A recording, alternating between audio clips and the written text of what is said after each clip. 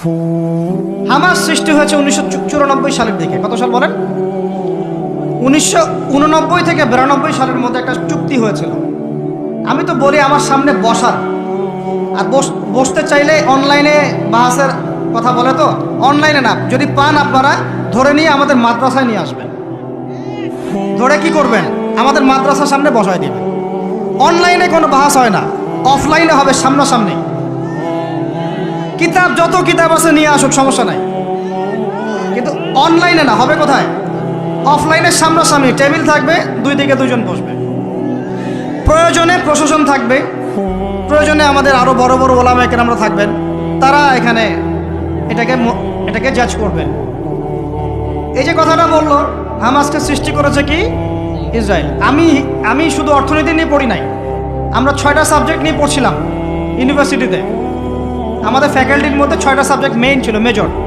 একটা হলো ফিলোসফি, একটা হলো ইংরেজি, একটা অর্থনীতি, একটা এই গ্লোবাল অ্যাফেয়ার্স মানে জিও পলিটিক্স, যেটাকে আমরা জিও পলিটিক্স বলি, আর একটা হচ্ছে হিস্ট্রি, আর একটা হচ্ছে পশ্চিমা দর্শন। যে পশ্চিমা দর্শনের এতগুলো কথা আমরা বলি, এমনি এমনি বলি না, আমরা জানি ওদের দর্শনের মধ্যে কোথায় কুফর আছে, কোথায় শিরক আছে। এখন ইতিহাস আপনাকে ছোট্ট করে বলতেছি, 1989 সালে একটা চুক্তি হয়েছে ফিলিস্তিনের সাথে। এই চুক্তিটার নাম 89 থেকে 92 এর মধ্যে, এই চুক্তিটার নাম হচ্ছে অসলো শান্তি চুক্তি। বলেন কি বললাম? এই চুক্তিটা সাধারণ ফিলিস্তিনি যারা তাদের ভূমি ফেরত চায়, যারা ইসরায়েলের পতন চায়, যারা এই জুলুমের বিরুদ্ধে দাঁড়িয়ে আছে, ওরা মেনে নেয় নাই। তো যারা মেনে নেয় নাই, পরবর্তীতে তারা এই হামাস নামক সংগঠনটা তৈরি করেছে। এটা সশস্ত্র অবস্থান, ওদের দুইটা অংশ আছে, একটা আল কাসাম ব্রিগেড, আর একটা হচ্ছে দাওয়ার জন্য।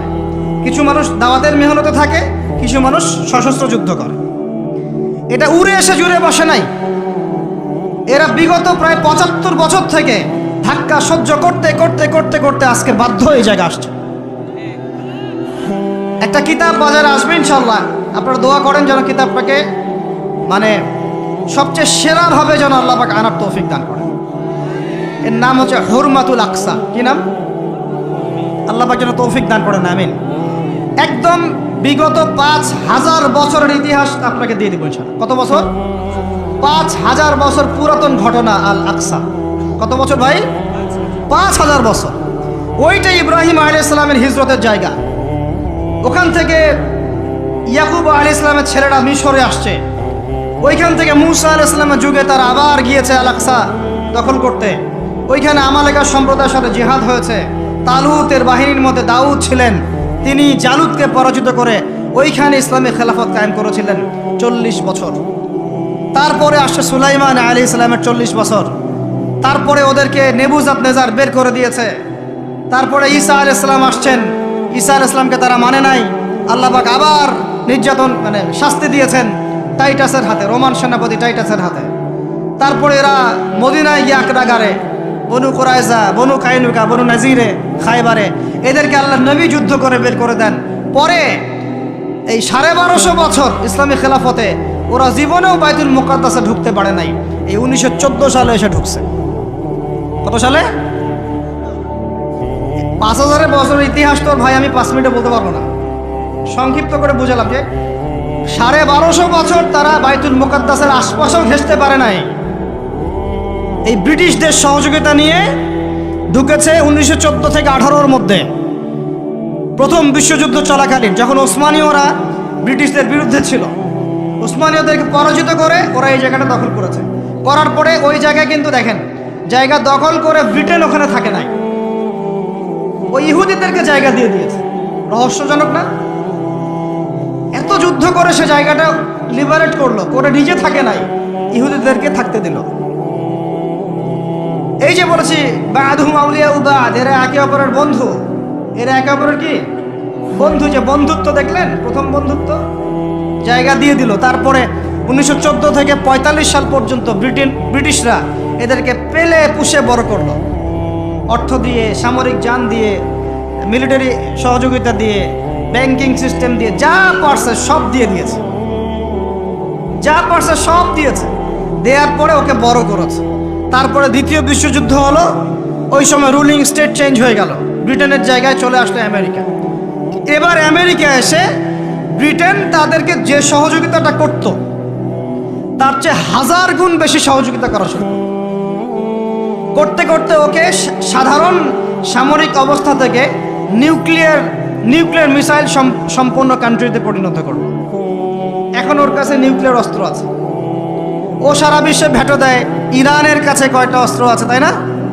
ইরান পারমাণবিক কর্মকাণ্ড চালাচ্ছে নাকি, ওই দেশ করছে নাকি, সেই দেশ করছে নাকি, ও কিন্তু জীবনে বলে না যে তার কাছে কয়টা পারমাণবিক অস্ত্র আছে। বলে? কখনো বলছে? আর এই কোরআন আল্লাহর কিতাবই আমাদেরকে বলেছেন, আল্লাহর কিতাবে আল্লাহ পাকই আমাদেরকে বলেছেন যে ওয়াইদু লাকুম মাস্তাতা'তুম মিন কুওয়া, তোমরা শক্তি অর্জন করো। কি অর্জন করো? তোমরা মুসলমানদেরকে আল্লাহ বলেছেন তোমরা শক্তি অর্জন করো। শক্তি অর্জন করলে কি হবে?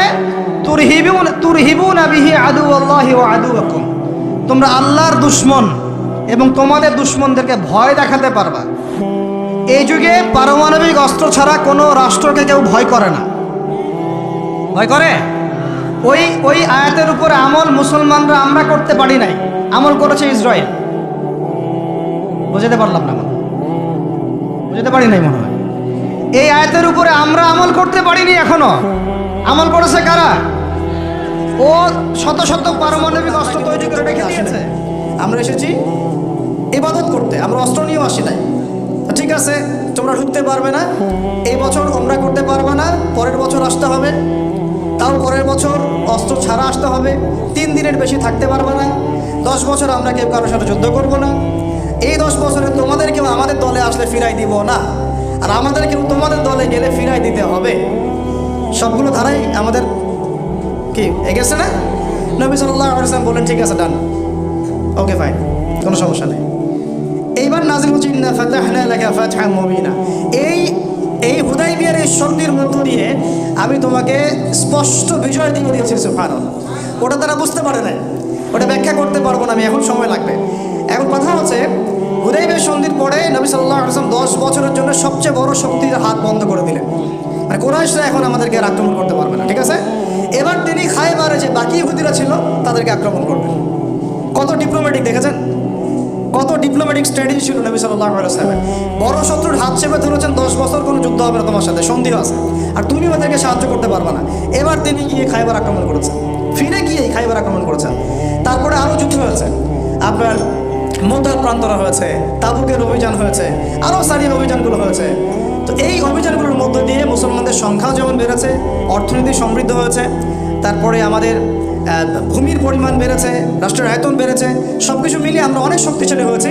সেই যে নির্যাতিত সাহাবীরা নিঃস্ব হস্তে মদিনায় আসলেন, এখন তাদের মানে আধ্যাত্মিক, অর্থনৈতিক, রাজনৈতিক, সামরিক সব ক্ষেত্রে তারা এখন আকাশচুম্বী একটা অবস্থানে চলে গেছে আলহামদুলিল্লাহ।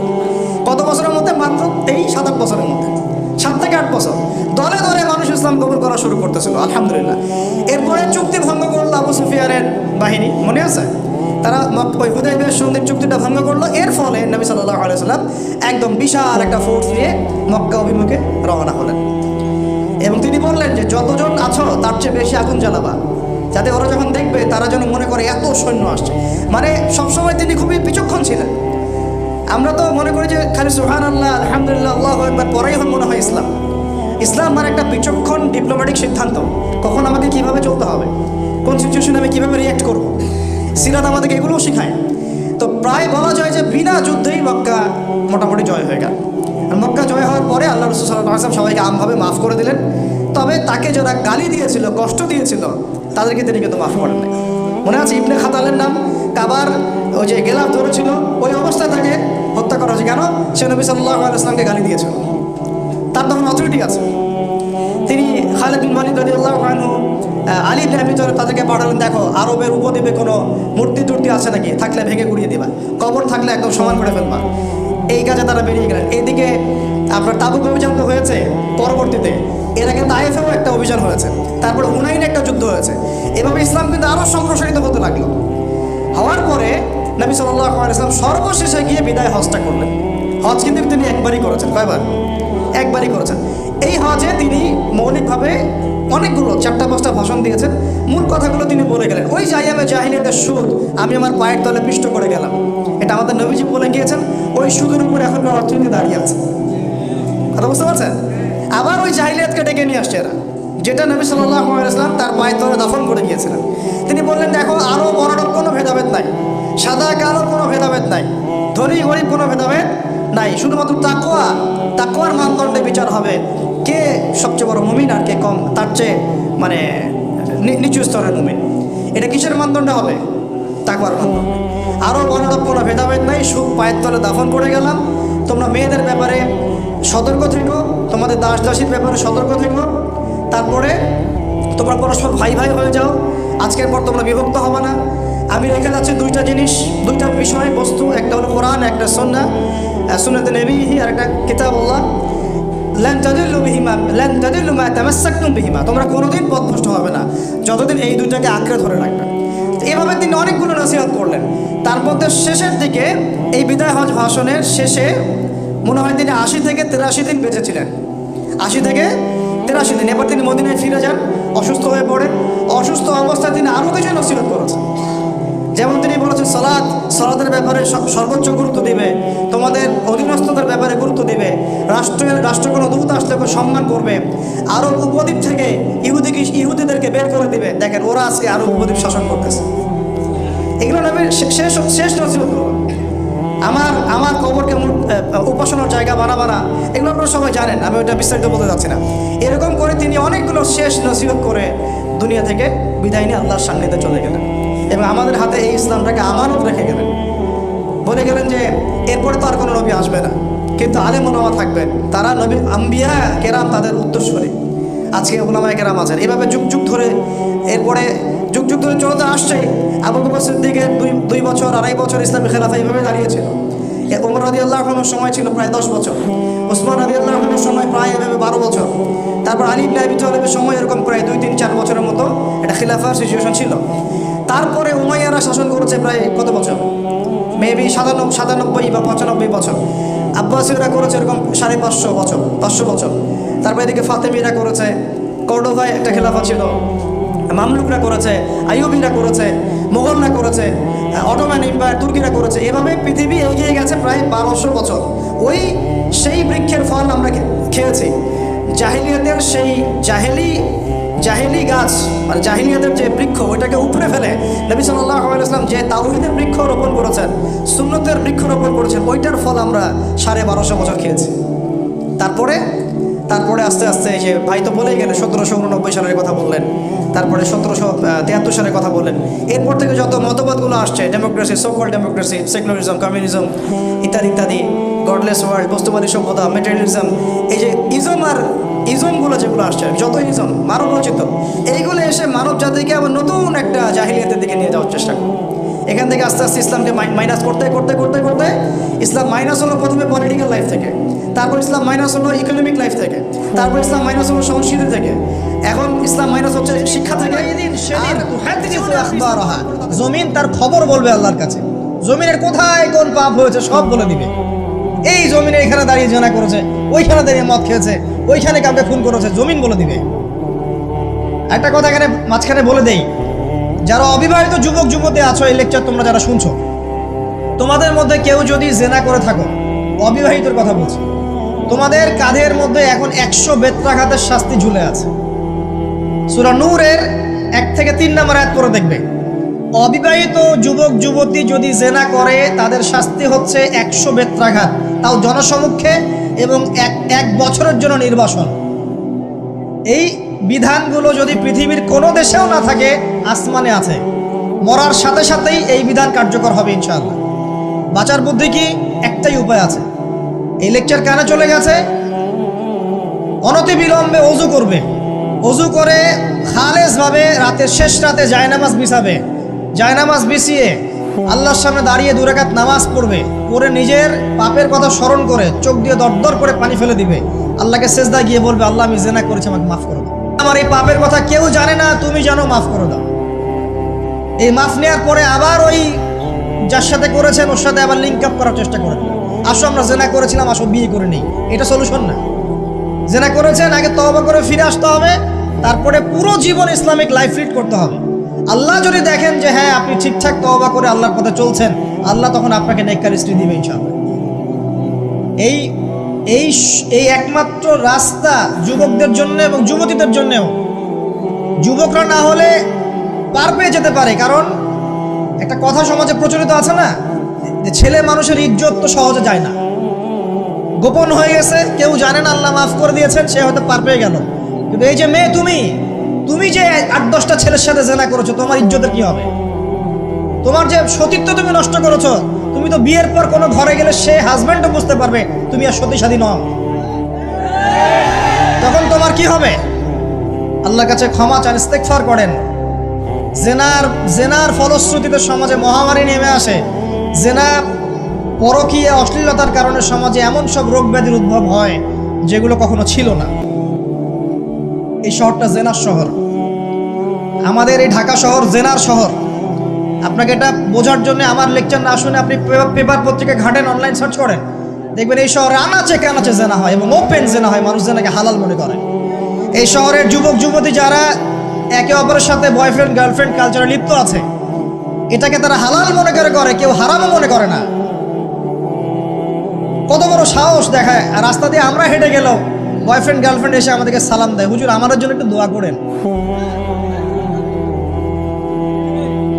তো প্রত্যেকটা পার্কে পার্কে যাবেন, এই যে আপনাদের রেস্টুরেন্টগুলোতে যাবেন, দর্শনীয় যে স্পটগুলো সেখানে যাবেন, দেধার সে জেনা হচ্ছে, জেনা আর জেনা। আমি এই যুগের কথাই বলছি। নবী সাল্লাল্লাহু আলাইহি ওয়াসাল্লাম বলছেন, আমাদের নবী বলছেন, আমার উম্মতের একটা অংশ, সবাই না, আমার উম্মতের একটা অংশ অবশ্যই জেনাকে হালাল করে নেবে, অবশ্যই মদকে হালাল করে নেবে, মদ পান করবে কিন্তু মদের নাম অন্য দিবে, এবং তারা গান বাজনা বাদ্যযন্ত্র নর্তকীদেরকে হালাল মনে করে নিবে। নবী সাল্লাল্লাহু আলাইহি ওয়াসাল্লাম বলেছেন, যখন সমাজে এরকম পাপ বাড়ে তখন সমাজে এমন সব রোগ ব্যাধি আসে যা আগে কখনো ছিল না। এবং এদের ব্যাপারে নবীজি বলেছেন, একদিন সকালবেলা আল্লাহ পাক এদেরকে বানর এবং শুয়োর বানিয়ে দিবে। কিয়ামতের আগে এই ঘটনাও ঘটবে, বিকৃত হবে, ভূমিধস, ভূমিকম্প, ভূমিধস এবং আকৃতির বিকৃতি, এগুলো আযাব আসবে আল্লাহর কাছে, আল্লাহর পক্ষ থেকে। এই জেনা, এই ব্যভিচার, এই পরকীয়া, নোংরামি, অশ্লীলতার কারণে ঘরে ঘরে এগুলা বয়ফ্রেন্ড গার্লফ্রেন্ড কালচার। কেউ মনে করে না যে এগুলা হারাম, কেউ মনে করে না যে আমার এই যে সহপাঠী আমার গায়রে মাহরাম। এই গায়রে মাহরাম শব্দটাই নাই। কাজিন, চাচাতো বোন, মামাতো বোন, খালাতো বোন, এই যে কাজিন, এরা জেনা করছে। কি দেখা বাকি রেখেছি এই যুগে আমরা? এই যুগে আমরা দেখছি যে নিজের মেয়ের সাথে পিতার শারীরিক সম্পর্ক। পেপার পত্রিকা পড়েন, একটু অনলাইন ঘাটেন, দেখেন কোন যুগে আছেন আপনি। সমাজে ন্যায় অন্যায় হক বাতিলের মানদণ্ডই উল্টে যাবে। মানুষ ন্যায়কে অন্যায় মনে করবে, অন্যায়গুলোকে ন্যায় মনে করে নিবে। কোনো মানদণ্ড নাই। আমাদের শহরের এই অবস্থা, শান্তিতে কিভাবে ঘুমাবেন আপনি? নিশ্চিন্তে থাকবেন কিভাবে? কখন যে আল্লাহর গজব চলে আসে। কোরআনে একটা আয়াত আছে, যখন আল্লাহ পাকের গজব আসবে তখন শুধু জালেমদের উপর খাস করে আসবে না। আলেমদেরকে জিজ্ঞাসা করেন, আলেম ওলামাদেরকে জিজ্ঞাসা করেন, যখন আল্লাহর গজব আসবে জালেমদের উপরে শুধু খাস ভাবে আসবে না, সবার উপরে আসবে। আমি খুব ভালো মানুষ, ওয়াজ করছি, নসিহত করছি, পার পেয়ে যাবো এমন ভাবার সুযোগই নাই। আপনাকে আপনার সাধ্য মতো অন্যায়ের প্রতিবাদ করার চেষ্টা করতে হবে। লাতা'মুরুন্না বিল মা'রুফ, নবীজি বলছেন, অবশ্যই তোমরা সৎ কাজের আদেশ করো। ওয়ালা তানহাউন্না আনিল মুনকার, অবশ্যই অসৎ কাজে নিষেধ করো। আও লা ইউশিকান্নাল্লাহু আইয়াবআসা আলাইকুম ইকাবাম মিন, অন্যথায় আমি আশঙ্কা করি তোমাদের উপর আল্লাহর পক্ষ থেকে বিশাল গজব আসবে। সুম্মা তাদউনাহু, এরপর তোমরা সবাই আল্লাহর কাছে দোয়া করবে, আল্লাহ গজব সরিয়ে দাও। লা ইউস্তাজাবু দুআকুম, তোমাদের দোয়া কবুল করা হবে না। নবী সাল্লাল্লাহু আলাইহি ওয়াসাল্লাম বলেন, মান রাআ মিনকুম মুনকারান, তোমাদের মধ্যে যে কেউ হুয়েভার হি ইজ, যে কেউ যদি কোনো মুনকার, নোংরা গর্হিত কোনো কাজ দেখে, তাহলে যেন ফাল ইউগাইয়ির বিয়াদিহি, তার সামর্থ্য থাকলে হাত দিয়ে যেন ঠেকায়। যাদেরকে আল্লাহ পাক হাত দিয়ে ঠেকানোর ক্ষমতা দিয়েছেন তাদেরকে আল্লাহ জিজ্ঞাসাবাদ করবেন, কেন ঠেকালে না? জেনার লাইসেন্স দিলে কেন? মদের লাইসেন্স দিচ্ছে কেন? ঠেকালে না কেন? তুমি অন্যায় কাজকে ঠেকালে না কেন? যদি তুমি না পারো, ওয়াইল্লাম ইয়াস্তাতি, যদি সে না পারে, তাহলে ফাল ইউগাইয়ির বিলিসানি, তাহলে যেন মুখ দিয়ে সেটা প্রতিবাদ করে। এই যে মুখ দিয়ে প্রতিবাদ করার ক্ষমতা আলেম ওলামার আছে, যাদের হাতের ক্ষমতা নেই মুখের ক্ষমতা আছে, সেটাও যদি না পারে, ওয়াইল্লাম ইয়াস্তাতি, সেটাতেও যদি সে সক্ষম না হয়, ফাবি কলবি, তাহলে যেন অন্তর দিয়ে ঘৃণাটা পর্যন্ত করে। এই কলমটা আবিষ্কার করেছে মুসলমানরা। এই যে কফিটা খাইতে খাইতে আমি এটা লিখছি, এই কফিটা আবিষ্কার করেছে মুসলমানরা। এই কাগজ, এই যে আপনার দফতর, চেয়ার, এই টেবিল, মানে আপনি যেগুলা দেখতেছেন সামনে, যা সামনে দেখতেছেন আপনি, সবই মুসলমানদের। ক্যামেরা, আলোর প্রতিবিম্ব, প্রতিচ্ছবি, রক্ত সংবহন যন্ত্র, আপনার কেমিস্ট্রি, আপনার জ্যোতির্বিদ্যা, আপনার কি বলবো ফিলোসফি, এটা নিয়ে আরেকটা লেকচার দেওয়া যাবে ইনশাল্লাহ, আরেকদিন দিব এটা দিয়ে। আপনার বল পেন থেকে শুরু করে রাষ্ট্র ব্যবস্থা, সংবিধান পর্যন্ত এভরিথিং মুসলমানরা করে দিয়েছিল, এভরিথিং, একটা সেক্টরও বাদ নাই, একটা সেক্টরও বাদ নাই। এটা করেছিল কারা? ওই যে 1200 বছর আগে চার খলিফার যুগে, উমাইয়াদের যুগে, আব্বাসীয়দের যুগে, তারা এগুলো গড়ে দিয়েছিল। পরে যখন অধঃপতনের সময় শুরু হয়েছে আমাদের লাস্ট 220 বছর 300 বছরে, তখন পশ্চিমারা এগুলো আমাদের থেকে ধার করেছে, ধার করে নিয়ে ওর উপর দাঁড়ায় ওদের সভ্যতা নির্মাণ করেছে। এটার উপর বাহাস হতে পারে, ডিবেট হতে পারে, ওদেরকে বসতে বলেন, আমি বসতে রাজি আছি। এটার উপর বাহাস হতে পারে যে আমি বলছি যে কলমের বল থেকে শুরু করে আপনার কফি যেটা খাচ্ছেন আপনি, যে ল্যাপটপে আপনি অ্যালগোরিদম করে করে যে আমাদের ইসলামের বিরুদ্ধে বইপত্র লিখতেছেন, ওই অ্যালগোরিদম পর্যন্ত মুসলমানদের আবিষ্কার করা। এটা আমাদের এই জেনারেশনের 90%ই জানে না, হীনমন্যতায় ভোগে। অথচ চার খলিফার যুগে, আব্বাসীয়দের যুগে, উমাইয়াদের যুগে এগুলো আমরা আবিষ্কার করে বিশ্বকে দিয়েছি। এই যে মিসাইল ছুটতেছে ওরা, এই যে মিসাইল ছুটতেছে, পৃথিবীর সর্বপ্রথম মিসাইল আবিষ্কার করেছিলেন সাদ ইবনে আবি ওয়াক্কাস রাদিয়াল্লাহু আনহু। তার যখন তিনি বিজয় করতে গিয়েছেন ইয়াতে, আপনার রোমান সাম্রাজ্যে, তার বাহিনীতে খালিদ বিন ওয়ালিদ ছিলেন। ওই সময় ওটাকে বলা হতো মিনজানিক, ওটাকে মিসাইল বলা হতো না, বলা হতো মিনজানিক। এম শব্দটা রেখে দিয়েছে ওরা, মিনজানিক আরবি শব্দ, ওরা এখান থেকে মিসাইল শব্দ আনছে, কিন্তু কাজটা একই। ওইটা দিয়ে রোমানদের ওই দেওয়াল দুর্গ ভেঙে দেওয়া হয়েছিল দূর থেকে।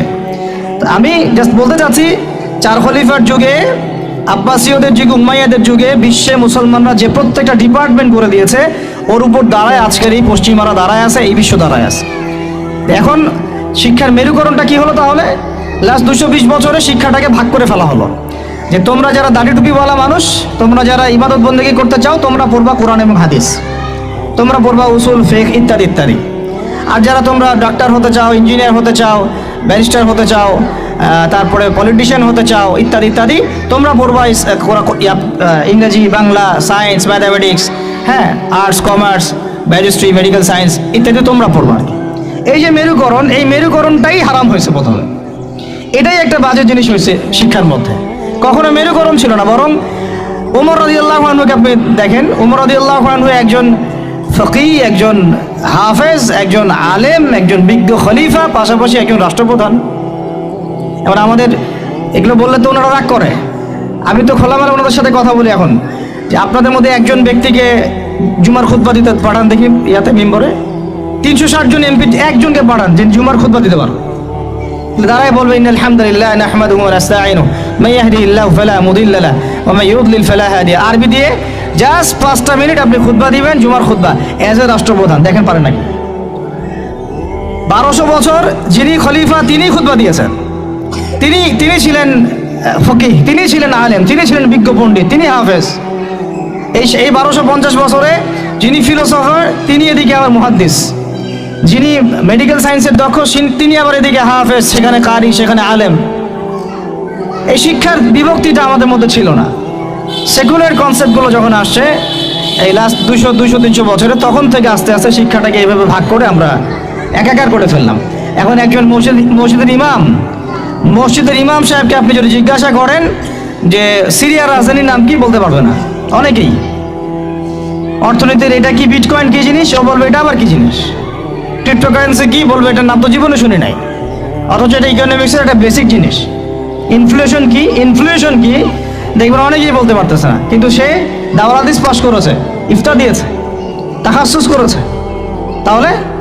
তাহলে শিক্ষাটাকে আমরা এভাবে ভাগ করে ফেললাম। এদিকে আবার যারা জেনারেল লাইন আমরা পড়েছি, ধরেন জিজ্ঞাসা করেন যে ফরজ গোসল কেমন করে করতে হয়, সবাই ফরজ গোসল করি, কিন্তু আমরা যারা ম্যাচিউরড এবং ম্যারিড অনেকেই মাসালা ভুল আছে। অনেকেই পর্দা করে, পর্দার ফরজগুলো বলতে পারবে না। নামাজ, সবাই নামাজ পড়ে, নামাজের আরকান আহকামগুলো বলতে পারতেছে না।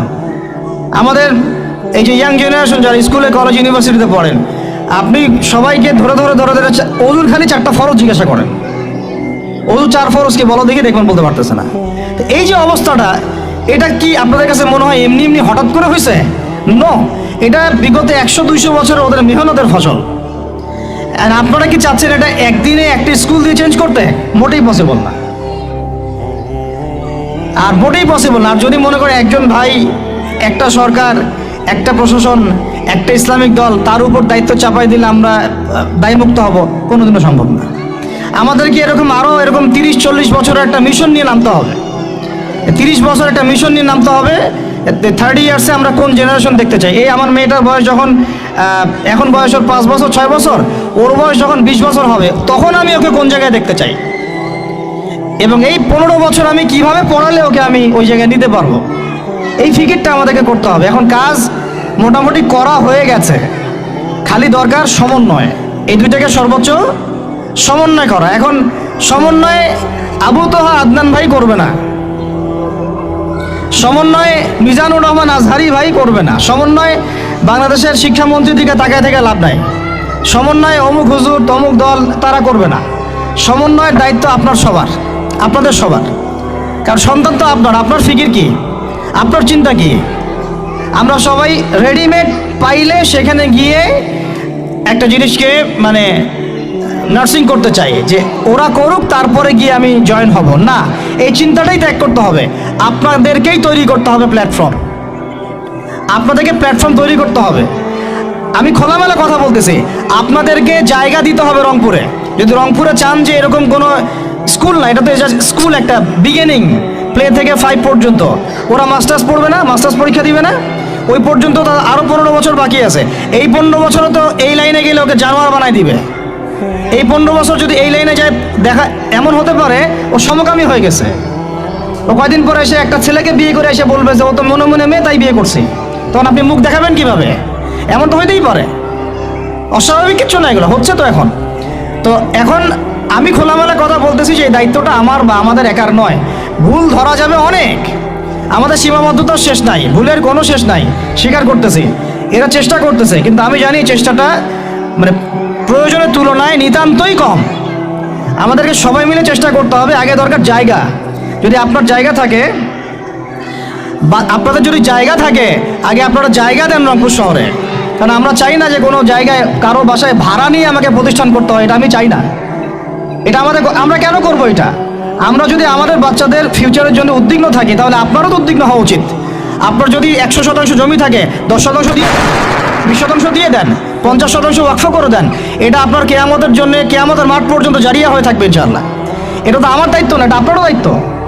আপনার যদি ব্যালেন্স থাকে, আপনি এখানে কন্ট্রিবিউট করেন, বিল্ডিং নির্মাণ আপনি করেন। আমার কাছে বলেন ভাই আপনি কি দিতে পারবেন, আমি আপনাকে পুরো সিলেবাস করে দিতে পারবো ইনশাআল্লাহ। এখন প্লে থেকে নিয়ে মাস্টার্স পর্যন্ত। আমি কিন্তু এমনি কথাগুলো বলি নাই।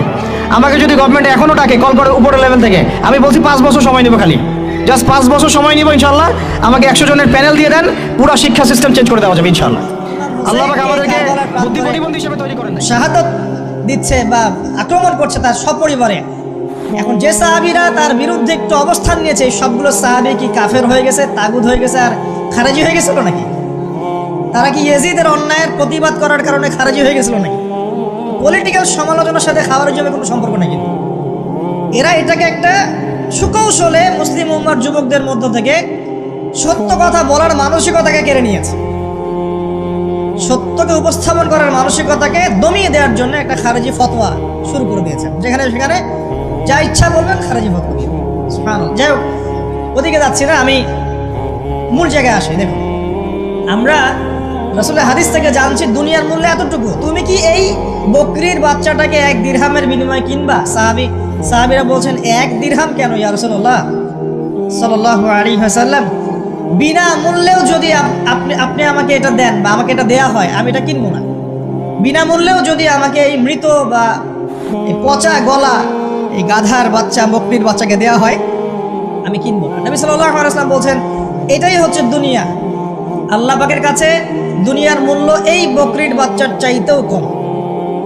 এখন আমরা যারা বস্তুবাদিতায় লিপ্ত আছি, দুনিয়ার এই যে ফিকির, সারাদিন দুনিয়ার ফিকির মানুষকে এমনভাবে পেয়ে বসে না, মানুষ দুনিয়ার আলাপ ছাড়া কোনো কথাই বলতে চায় না।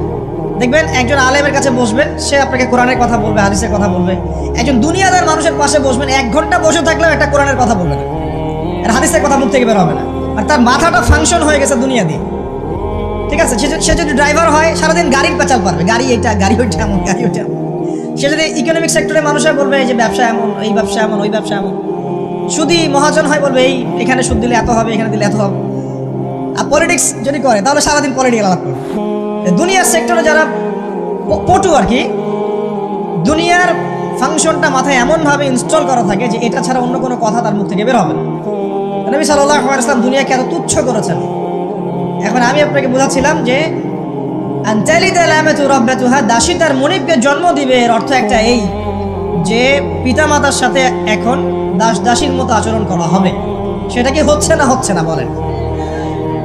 এটা যারা পিতামাতা হয়েছেন, বার্ধক্যে চলে গেছেন, তারা খুব ভালো করে জানেন যেই সন্তানের জন্য সারাটা জীবন তারা মাথার ঘাম পায়ে ফেললেন, এই সন্তান তার খোঁজ খবর পর্যন্ত নেয় না। ব্রিটেন, অক্সফোর্ড, হার্ভার্ড থেকে পড়ে আসছে, ঢাকা বিশ্ববিদ্যালয় থেকে বড় বড় ডিগ্রি নিয়ে আসছে, তার বাবা এখন থাকে বৃদ্ধাশ্রমে। জাহাঙ্গীরনগর ইউনিভার্সিটির একজন প্রফেসর, তিনি বৃদ্ধাশ্রমে আছেন। একটা ভিডিও দেখলাম তার, তিনি বলছেন যে আমি আমার পরিবারের জন্য কি না করেছি, আজকে আমি এত বড় প্রফেসর হওয়ার পরে আমার শেষ জীবনটা এখানে কাটছে। মাঝে মাঝে এগুলো দেখলে মনে হয়, মনটা চায় যে আমরাও কিছু বৃদ্ধাশ্রম করি, যাদেরকে আল্লাহ পাক তৌফিক দিয়েছেন আপনারা করবেন।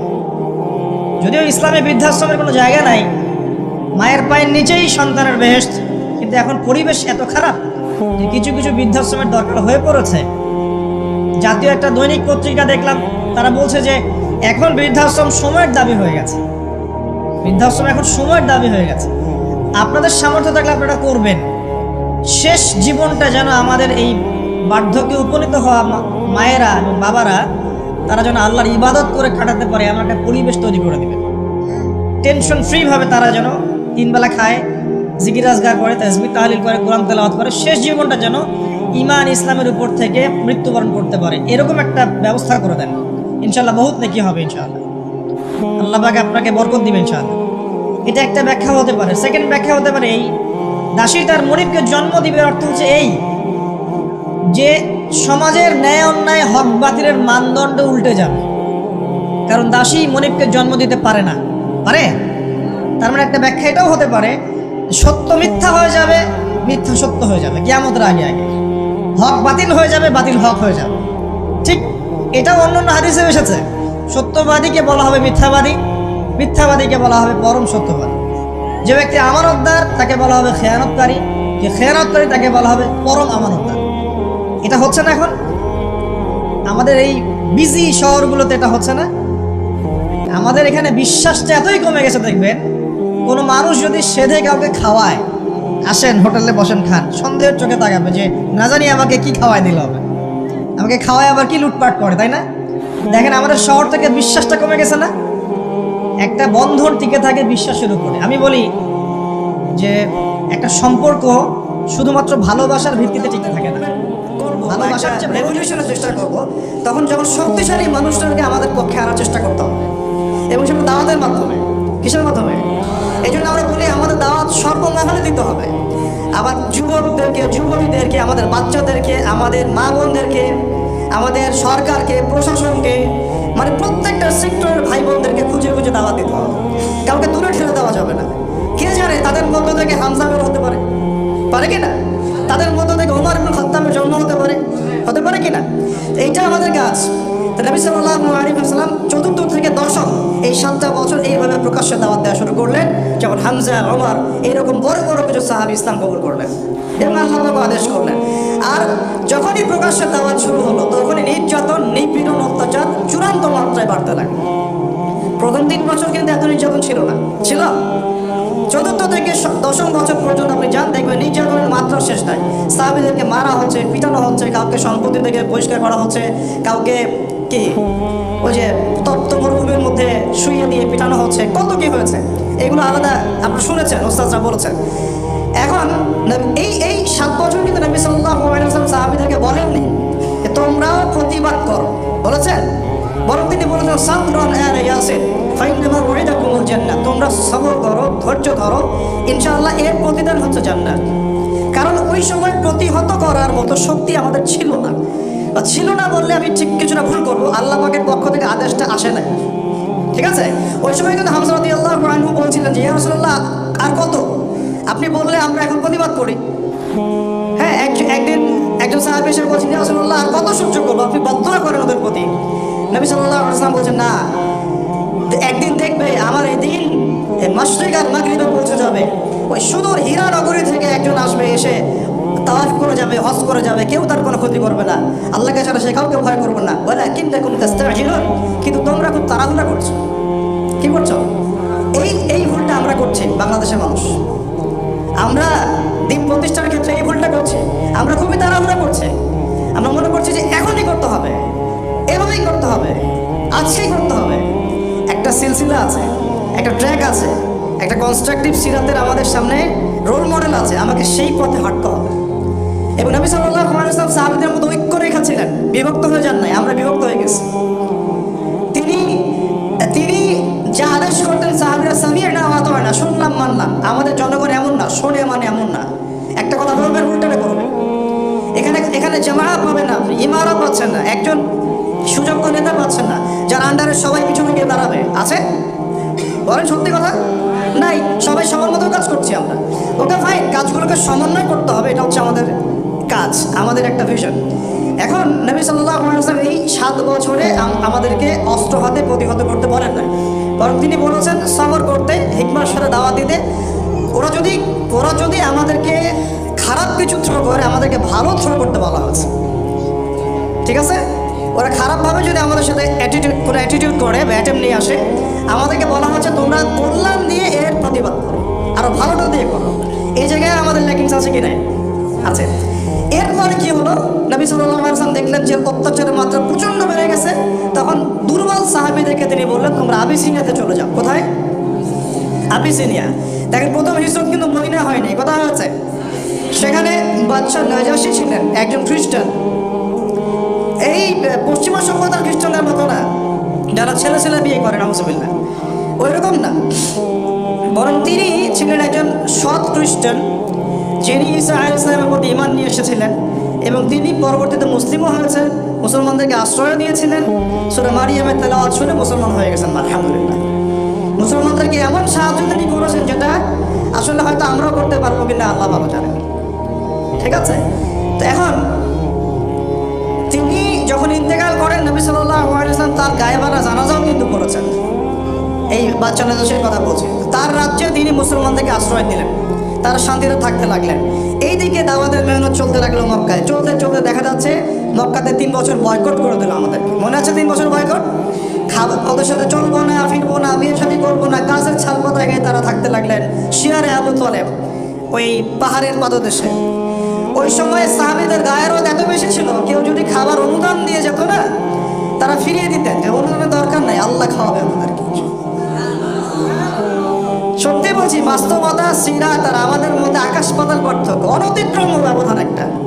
এই ব্যবধানটা যত কমবে ইসলাম তত বিজয়ী হবে ইনশাআল্লাহ। এই ব্যবধান যত কমাতে পারবো তত ইসলাম বিজয় লাভ করবে ইনশাআল্লাহ। এই ব্যবধান কমানোর দায়িত্ব কিন্তু ইন্ডিভিজুয়ালি আমাদের প্রত্যেকের সবার। এখন আসেন, এই 3 বছরের বয়কট জীবন শেষ হয়েছে আপনারা জানেন অলৌকিকভাবে। আল্লাহ পাক ওই বয়কটের দলিল নামাটা খাইয়ে দিয়েছেন ওই মাটির পোকা দিয়ে, এটা আপনারা জানেন। 3 বছর বয়কটের পরে নবী সাল্লাল্লাহু আলাইহি ওয়াসাল্লামের জীবনে ঘটে যায় 3টা বড় বড় ঘটনা। একটা হচ্ছে চাচা আবু তালেবের ইন্তেকাল, যে আবু তালেব ছিল সাপোর্ট, মক্কায় সবচেয়ে বড় সাপোর্ট, তাই না? তিনি এত বড় সাপোর্ট ছিলেন যা আমরা করতে পারিনি নবীকে এখন পর্যন্ত। আমরা তো দাঁড়িয়ে রাখতে পারছি না। আর চাচা আবু তালেব পুরো নেশনের এগেনস্টে তার ভাতিজাকে সাপোর্ট দিয়েছেন, তারপরে শেষ পর্যন্ত ইসলাম কবুল করতে পারেন নাই। আর আল্লাহ পাক আপনাকে আমাকে মুসলিম পরিবারে জন্ম দিয়েছেন, আমরা হক আদায় করতে পারি না। কথা বোঝা যাচ্ছে কি আমার? এখন আসেন, চাচা আবু তালেবের ইন্তেকালের মাত্র কয়েকদিন পরেই ইন্তেকাল করেছেন খাদিজা রাদিয়াল্লাহু আনহা, সবচেয়ে প্রিয়তমা প্রেমময় স্ত্রী। এই শেষটা তখন তিনি অনেক ব্যথিত, বিষণ্ণ। ওই সময় আল্লাহ রাব্বুল আলামিন তাকে মেরাজ করালেন, সুবহানাল্লাহ। একেবারে আল্লাহ রাব্বুল আলামিনের কাছে নিয়ে গিয়ে ওহীগুলো করলেন। মনে আছে সূরা বাকারার শেষের আয়াতগুলো, সালাত 50 ওয়াক্ত থেকে কমতে কমতে 5 ওয়াক্ত আল্লাহ পাকের নিদর্শন দেখালেন, বাইতুল মুকাদ্দাসে নিলেন, সেখানে ইমামদের তিনি ইমামতি করলেন। আল্লাহ পাক তার কষ্ট ভুলিয়ে দিলেন। এরপরে ইসলামের টার্নিং পয়েন্ট চলে আসে। এরপরে 11তম বছরে এর আগে নবী সাল্লাল্লাহু আলাইহি ওয়াসাল্লাম তায়েফে গিয়েছেন। তায়েফের আলোচনা আপনারা শুনেছেন। সেখানে আব্দুল ইয়ালাই আব্দুল মাসউদ হাবিব বিন আমর তারা ইসলাম কবুল করে নাই, বরং তায়েফবাসী নবীকে মেরেছে, রক্তাক্ত করেছে, ফিরিয়ে দিয়েছে। এবং এই ফিরিয়ে দেওয়ার ঘটনা কত হৃদয় বিদারক ছিল সেটা আমরা আলী বিন হাবিব ভাইয়ের মুখ থেকে শুনেছি। এখন তিনি কিন্তু বদদোয়া করেন নাই, বরং তিনি তায়েফবাসীর জন্য দোয়া করেছেন যে আমি আশা করি যে আল্লাহ পাক তাদের ওরস থেকে এমন প্রজন্ম বের করবে যারা পরবর্তীতে আল্লাহর প্রতি ঈমান আনবে ইনশাআল্লাহ। তো দেখেন, আমাদের দায়ীদের মধ্যে, আমাদের যারা ইসলাম প্রতিষ্ঠায় আমরা কাজ করতে চাই বা স্বপ্ন দেখি, আমাদের মধ্যে কি এই সুরতটা আছে? এইরকম মানে ওপেন মাইন্ডেড একটা হৃদ্যতা আছে কি? এই মাইন্ডেড নাই, বরং আমরা সিলি একটা ইস্যু নিয়েও বদ্ধ করে ফেলি মানুষকে। আল্লাহ নবী সাল্লাল্লাহু আলাইহি ওয়াসাল্লাম বদ্ধ তো করেন নাই, পুরা উল্টা দোয়া করলেন তাদের জন্য। অপশন দেওয়া হচ্ছিল, পাহাড় পর্বত ফেরেশতা একেবারে চাপ দিয়ে মালাকুল জীবন ওদেরকে শেষ করে দিবে, তিনি করেন নাই। আপনারা আবু হুরায়রা রাদিয়াল্লাহু আনহু নাম শুনেছেন? সবচেয়ে বেশি হাদিস বর্ণনাকারীদের একজন। হ্যাঁ, তিনি কিন্তু তায়েফবাসীদের যে উপগোত্রগুলো আছে তার একটা উপগোত্রের মানুষ। ওই দিন যদি তিনি বদদোয়া করতেন, আমরা আবু হুরায়রা রাদিয়াল্লাহু আনহুকে পেতাম না। বুঝতে পারি নাই। এরপরে যাক আলহামদুলিল্লাহ, নবী সাল্লাল্লাহু আলাইহি ওয়াসাল্লাম মক্কায় ঢুকলেন। আল্লাহ রাব্বুল আলামিন মদিনা থেকে এবার 11 নম্বর বছরে 6 জন যুবককে পাঠালেন। কয়জন? যুবকরা শুনেন ভালো করে। এবার ইসলামের টার্নিং পয়েন্ট এখান থেকে আমি কনক্লুশনে যাচ্ছি। 6 জন যুবকের নেতা ছিলেন আসাদ বিন জুরাহ রাদিয়াল্লাহু আনহু।